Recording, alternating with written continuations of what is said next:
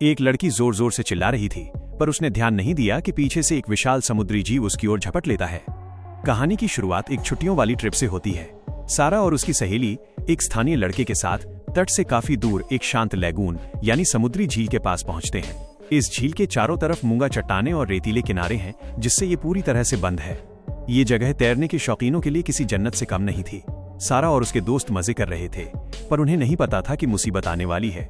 तभी उसकी सहेली और उस लड़के की मोटरबोट अचानक पलट गई और उनका फोन भी पानी में गिर गया। हवा से भरी अपनी ट्यूब पर लेटी सारा को कुछ खतरा महसूस हुआ। खैर, थोड़ी ही देर में उसकी सहेली और वो लड़का दोनों पानी के ऊपर आ गए। सारा ने हाथ हिलाकर अपनी सहेली को ट्यूब पर ऊपर आने का इशारा किया। वो लड़का वापस अपनी मोटरबोट की तरफ तैरने लगा, पर तभी अगले ही पल एक वेल की पूंछ पानी से बाहर निकली। दोनों लड़कियां काफी जद्दोजहद के बाद वो फिर से ऊपर आया। वो हाथ पैर मार ही रहा था और जैसे ही ट्यूब के करीब पहुंचा, उसे फिर से पानी के अंदर खींच लिया गया। देखते ही देखते समंदर की सतह पर खून फैलने लगा। दोनों लड़कियां डर से कांप रही थीं। सारा समझ गई कि पानी के अंदर कोई शिकारी जानवर है। उसने सलाह दी कि पास ही की एक चट्टान पर चढ़ जाते हैं। दोनों बहुत सावधानी से पानी में तैरने लगे ताकि उस डरावने जीव को पता न चले। लेकिन थोड़ी ही देर में एक विशाल वेल उनके पास आई और उसने पानी का जो फुहारा छोड़ा उसमें खून मिला हुआ था, जिसने उन दोनों के चेहरे भिगो दिए। अब उन्होंने उस शिकारी को पूरी तरह देख लिया था और वे सन्न रह गए। वे अपनी पूरी ताकत लगाकर तैर रहे थे, पर जैसे ही वो चट्टान के करीब पहुंचे, उनकी ट्यूब अचानक उल्टी दिशा में खिंचने लगी। असल में वेल ने ट्यूब से जुड़ी रस्सी को खींच लिया था। सारा चिल्लाई और उसने रस्सी को पानी से बाहर खींचा। अगले ही पल वेल का सिर पानी से बाहर दिखा। पानी की सतह पर लहरें बन रही थी और उसका नुकीला पंख मौत की कुल्हाड़ी जैसा लग रहा था। सारा पहचान गई कि ये यहाँ की खास निक्की वेल है। ये वेल किलर वेल की तरह अपनी तेज बुद्धिमानी के लिए जानी जाती है और आमतौर पर इंसानों के लिए शांत और मिलनसार होती है। पर पता नहीं क्यों ये वाली वेल जानबूझकर इंसानों पर हमला कर रही थी। सारा को समझ आ गया कि अगर वो ट्यूब पर ही रहे तो काम तमाम हो जाएगा। उसने अपनी सहेली का हौसला बढ़ाया कि तैरकर उस चट्टान तक चलते हैं, लेकिन ऐन मौके पर सारा की हिम्मत जवाब दे गई। सामने मंडराती हुई वेल को देखकर वो हड़बड़ा गई और वापस अपनी ट्यूब पर चढ़ गई।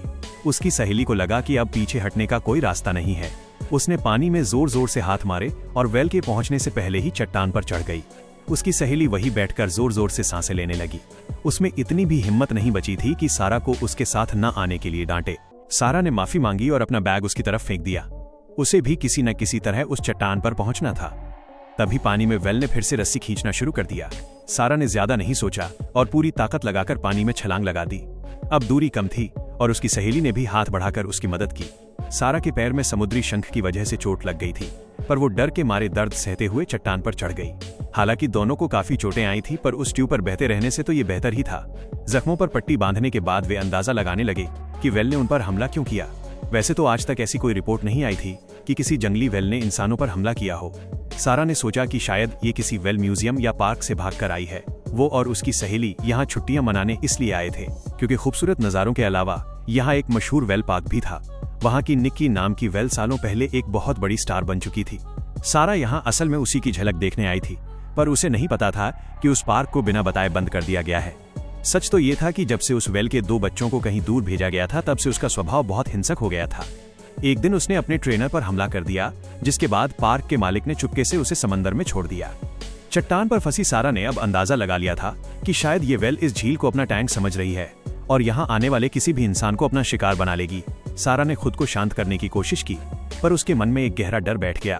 वे जमीन से बहुत दूर थे, चारों तरफ समंदर था, न खाना था और न ही पीने का पानी। अगर वेल नहीं भी मारती तो वे प्यास के मारे इस चट्टान पर ही दम तोड़ देते।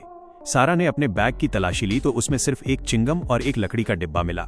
उसने और उसकी सहेली ने आधा आधा चिंगम बांट लिया। शायद ये उनके लिए आखिरी खाना था।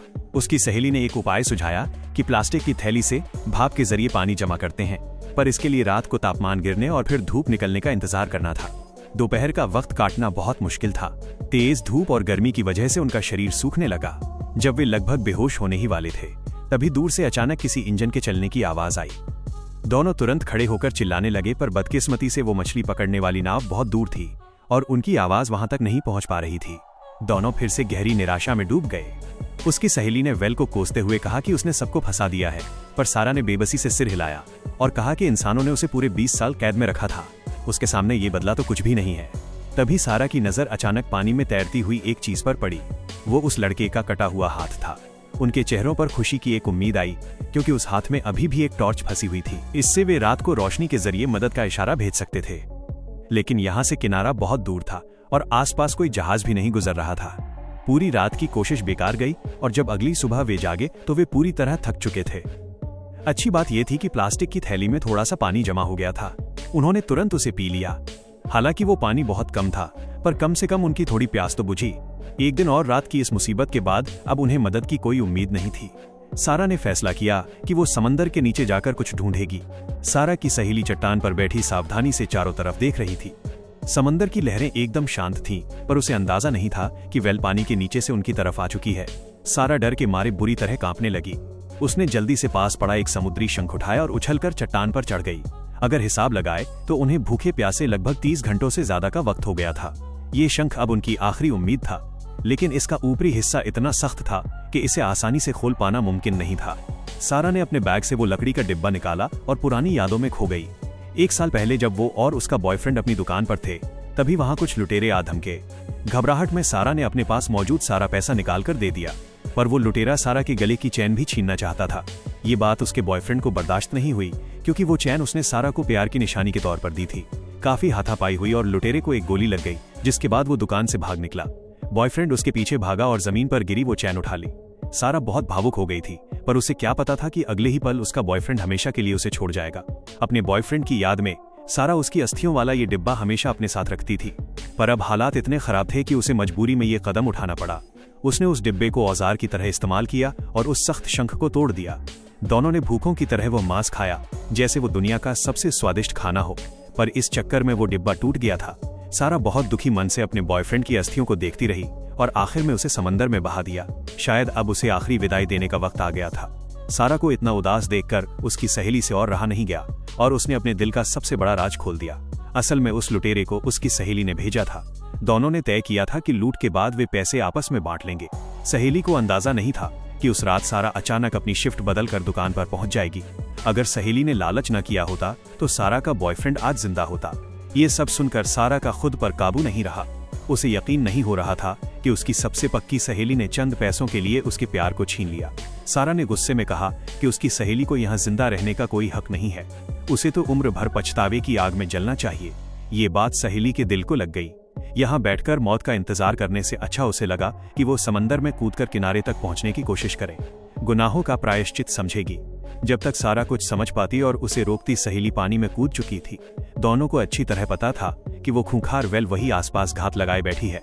जैसे ही सारा ने देखा कि वेल उसकी सहेली के करीब पहुंच रही है, उसने हिम्मत जुटाई और पानी में छलांग लगा दी। पानी में शोर होते ही वेल का ध्यान सारा की तरफ गया।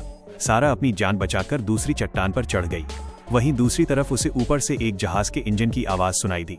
वो पागलों की तरह आसमान की तरफ देखकर चिल्लाने लगी और बिना रुके रेत पर बड़े बड़े अक्षरों में मदद का संदेश लिखने लगी।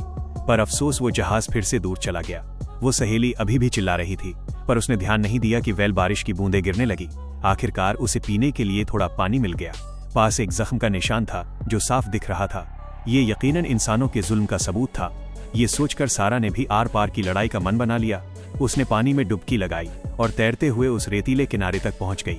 जब उसने देखा कि उसकी सहेली की सांसें थम गई हैं, सारा का दिल बैठ गया। उसे लगा कि वो अकेली रह गई है। उसे लगा कि अब खुद को बचाने का कोई और रास्ता ढूंढना होगा। लेकिन असली किनारा यहाँ से अभी भी बहुत दूर था और अकेले तैरकर जाना मुमकिन नहीं था। उसे समंदर के नीचे डूबी हुई मोटर बोट दिखी। उसने एक लंबी सांस ली और तेजी से नीचे गोता लगाया। बड़ी मुश्किल से उसे अपना बैग मिला।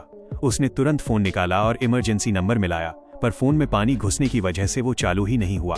सारा घबरा गई। तभी उसे लगा कि वेल मोटर बोट के पास आ गई है। अब रेत तक वापस जाना नामुमकिन था, तो उसने अपनी सांस रोकी और खुद को मोटर बोट के नीचे छिपा लिया। लेकिन वेल हार मानने को तैयार नहीं थी और वही चक्कर काटती रही।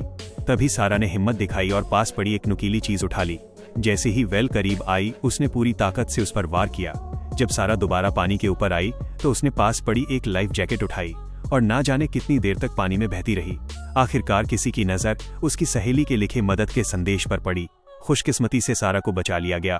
बॉयफ्रेंड की मौत और सहेली के धोखे को झेलने के बाद सारा को अब एक नई जिंदगी मिली थी। देखा जाए तो यहाँ सिर्फ सारा ही कैद नहीं थी, बल्कि इंसान भी कुदरत के गुस्से का शिकार हो रहे थे। इस फिल्म की कहानी भले ही पुरानी हो, पर इसका विषय काफी नया है। आप लोगों ने अक्सर शार्क के हमले वाली फिल्में देखी होंगी, पर किसने सोचा था कि वाटर पार्क में सबको खुश करने वाली वेल भी इतनी खुखार बन सकती है। पर सच तो ये है कि वे भी इंसानों के लालच की शिकार एक बेचारी जीव ही है। खैर, आज की कहानी में बस इतना ही।